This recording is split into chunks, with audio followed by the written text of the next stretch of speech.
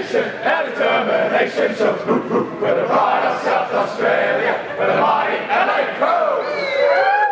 Well, Jay, team started well tonight. We're able to go on with it, winning all the quarters. What was the mindset at each quarter?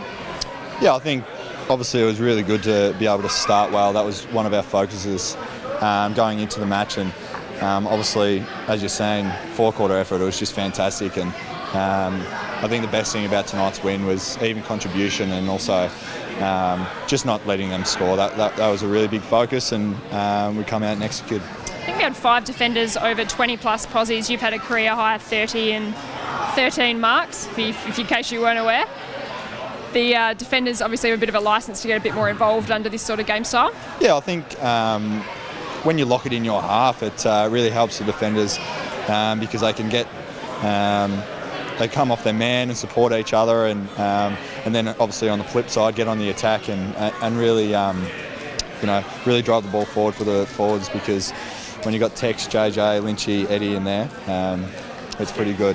How much work have the defenders and the team as a whole done on the kicking over the pre-season? Guys that maybe weren't as confident with the ball in hand just seem to have the guts to nail any sort of kick now. Yeah, I think that was one big focus over the pre-season for the backs, just to be able to get a bit better ball use, and I think that helps when blokes create multiple options for everyone and create options down the field, because it helps the kicker kick the ball.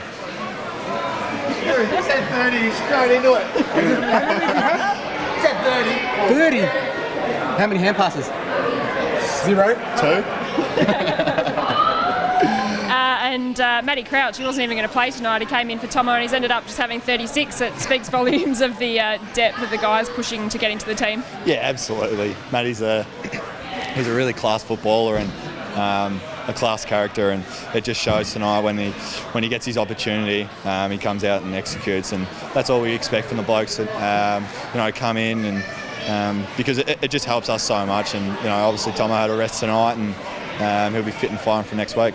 And JJ has ended up with 7, I think. He had a couple of Joe the Gooses, but he took some nice big clunks. So he's been the dominant goal kicker, but it seemed like a pretty good spread as well. Guys looking for the better option tonight. Yeah, definitely. I think the forwards are just so unselfish. They always give goals over the top, and that's what you want to see. And I wouldn't mind JJ giving me one, because I haven't kicked one yet, so maybe I might have to speak to him about that next week. We're about to say that. Tarls has kicked him, Brownie's kicked him. When's the lever bomb?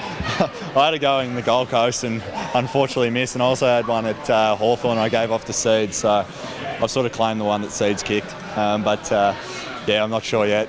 Have to get up that high first. Now next week we've got the Eagles over in Perth. It's always a tough assignment. They just went down to the Bulldogs this afternoon. It's one of the tougher games going around on the schedule. Yeah, definitely. I think any time you play away, it's always a challenge, and we'll be going over there to win and execute like we did tonight, because that's a standard now. Because if we can execute like that every week, we're going to be a tough side to play against. Good job, Jake. Thank you.